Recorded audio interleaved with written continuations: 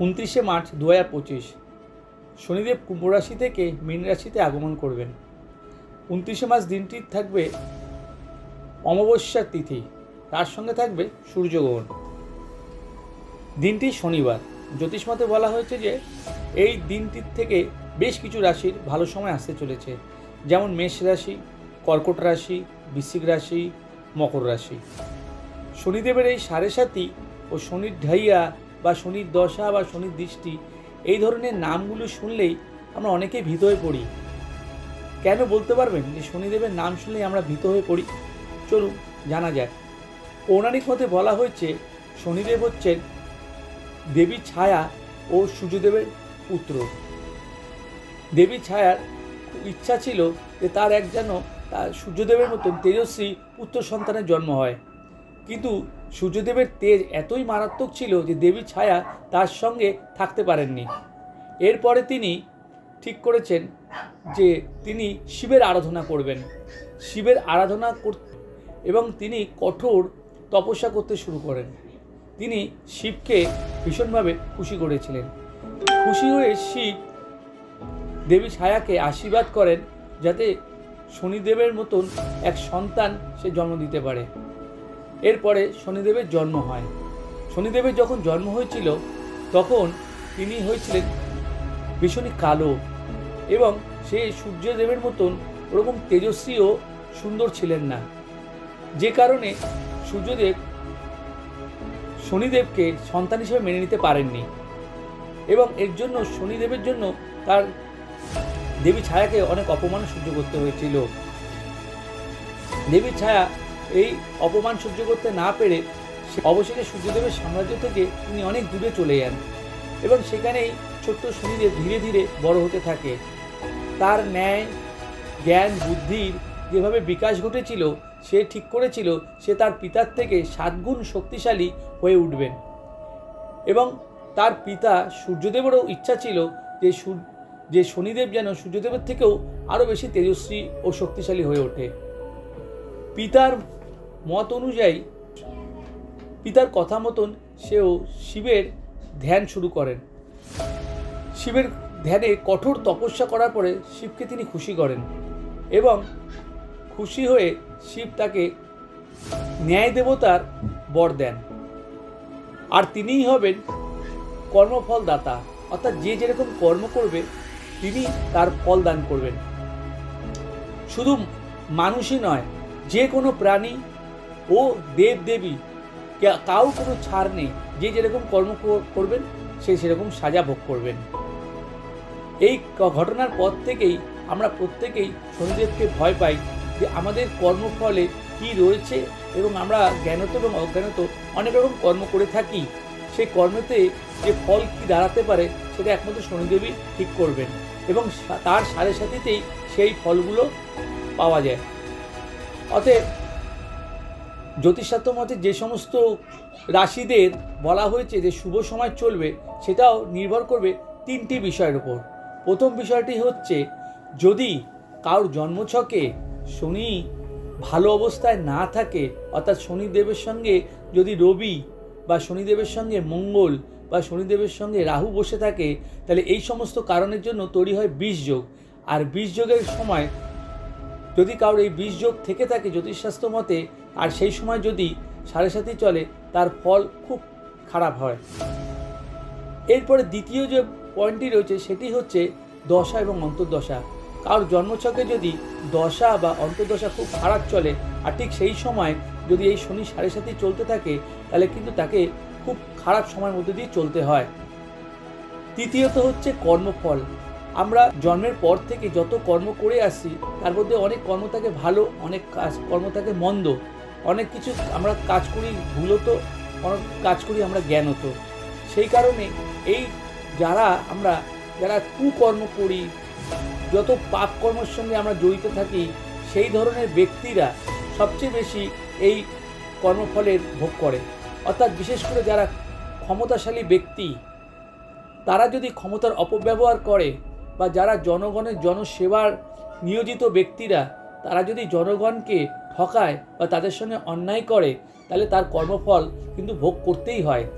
এর কোনো প্রতিকার হিসাবে কোনো কিছুই কোনোভাবে তাকে খুশি করা সম্ভব হয় না, তাকে তার কর্মফল ভোগ করতেই হয়।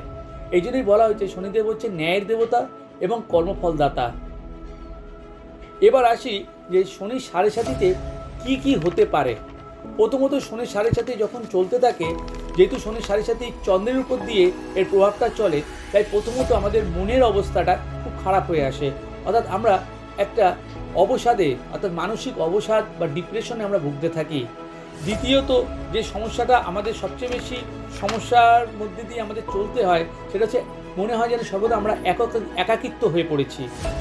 যাদেরকে আমরা আপন মনে করি, যেমন বন্ধু হোক, আত্মীয় হোক বা প্রতিবেশী বা কলিগ, এই সাড়ে সাতির সময় আমরা প্রকৃত মানুষকে চিনতে পারি, আর বাকি যে সমস্ত মানুষগুলো মুখোশধারী আছে তাদেরকে আমরা সম্পূর্ণভাবে আইডেন্টিফাই করতে পারি।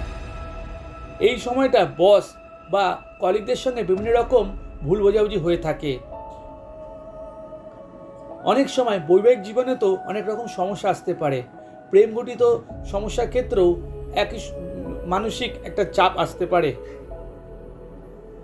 শরীরের মধ্যে সর্বদা একটা ক্লান্তি বা অলসতা, নিজেকে অসহায় বোধ করা মনে হবে। আর শুধু মনে হবে যেন চিরকালের জন্য কর্মস্থানে, বিশেষ করে ব্যবসার ক্ষেত্রে উন্নতির গতি অনেকটাই কমে আসে। চাকরির ক্ষেত্রেও বিভিন্ন সমস্যার সম্মুখীন হতে হয়, কর্মচ্যুতিও ঘটতে পারে, গৃহগত সমস্যা আসে, পারিবারিক সমস্যা আসে, পিতামাতার শারীরিক ক্ষতি হতে পারে, গুরুজন হানি হতে পারে, যে কোনো ক্রনিক রোগ বা বংশগত রোগের আগমন হতে পারে। আর্থিক ভীষণভাবে চাপ তৈরি হবে, সঞ্চয়ের ক্ষেত্রে বাধা আসবে, অনেক সময় কাটাছেঁড়া রক্তপাত ও অ্যাক্সিডেন্ট হয়ে থাকে। যদি জন্মছকে কারণ শনিদেব ভালো অবস্থায় থাকে তাহলে সাড়ে সাতির যে প্রভাবটা, সেই প্রভাবটা অনেক কুপ্রভাব যেটাকে বলা হয়, সেই কুপ্রভাবটা অনেক কম হবে। সেই সময় দেখা গেছে সাড়ে সাতিতে অনেকে দেখা যায় যে গৃহযোগ, বাহন যোগ, বিবাহ যোগ, কর্মযোগ এবং কর্মে প্রমোশন, অনেক কিছু শুভ কিছু হয়ে থাকে। সাড়ে সাতি চলাকালীন সর্বদা আমাদের কি করা উচিত, সর্বদা প্রথমত আমাদের যেটা মেনে চলতে হবে, যেহেতু শনিদেব হচ্ছে ন্যায়ের দেবতা এবং কর্মফলদাতা, তাই সর্বদা আমাদেরকে সৎ পথে চলতে হবে, পরের উপকার করতে হবে, দরিদ্রের সেবা করতে হবে। কুকুর, বেড়াল, গরু, যত অবলা জীব আছে প্রত্যেককে খাওয়াতে হবে বা তাদের সেবা করতে হবে। কোনো পাপকর্ম কোনো রকমভাবে করা যাবে না, কোনো লোভ কোনো কিছু করা যাবে না, কোনো ভুল ত্রুটি করলে সেই ভুলের স্বীকার করতে হবে। যদি আমরা কখনো সেই ভুলের স্বীকার না করি তাহলে তিনিই আমাদের এমন সাজা দেবেন যে আমরা বাধ্য হয়ে স্বীকার করব যে হ্যাঁ, এটা আমাদের ভুল হয়েছে। আর যেটা করতে হবে সেটা হনুমানজির পূজা। প্রতিদিন হনুমান চল্লিশা শুনতে হবে। শনিবার বা মঙ্গলবার দক্ষিণাকালীর মন্দিরে আপনাদের নামে পুজো দেবেন, গুরু নাম নেবেন বা শিবের নাম নেবেন। যদি হিন্দু হয়ে থাকি তাহলে হনুমানজির লকেট পরতে পারি বা লাল হলুদ সুতো হাতে বাঁধা যেতে পারে। ঘরের সদর দরজায় পঞ্চমুখী হনুমানজির একটা ফটো লাগাতে পারেন। এই সময় প্রচুর দান করবেন, দরিদ্র সেবা করবেন। আর যেটি করবেন, যেহেতু চন্দ্র এই সময় পীড়িত হয়ে থাকে বা মানসিক একটা যন্ত্রণা চলতে থাকে, তার জন্য সবচেয়ে ভালো ফল পাওয়া যায় মেডিটেশন করে। যদি মেডিটেশন করা যায় তাহলে মন অনেক স্থির থাকে। আর যেটা করবেন না, ধর্মের অপব্যবহার, অর্থাৎ ধর্মে যে কথা বলার নেই তবু সেটা নিজের স্বার্থের জন্য সেই অপপ্রচার করবেন না, তাহলে কিন্তু শনিদেব ভীষণভাবে তার কুফল দেবেন। প্রলোভনে কোনোদিন পা দেবেন না। সাড়ে সাতিতে কিন্তু বড় কোনো ইনভেস্টমেন্টে যাবেন না, কোনো প্রাণীকে আঘাত করবেন না বা কোনো প্রাণীকে হত্যা করার চেষ্টা করবেন না। এই সময় চেষ্টা করবেন যতটা নিরামিষ খাওয়া যায়। এই সমস্ত নিয়মগুলি মানলে শনির সাড়ে সাতির কুপ্রভাবটা অনেক কমে আসে। আর যেটা করবেন, শনির সাড়ে সাতিতে প্রতি শনিবার করে একটি সর্ষের তেলের প্রদীপ জ্বালাবেন। আর আগামীকাল অর্থাৎ 29শে মার্চ অবশ্যই 4টে মাটির প্রদীপ এবং 4টে সলতে দিয়ে সর্ষের তেল অথবা তিলের তেল দিয়ে সদর দরজার বাইরে জ্বালাবেন।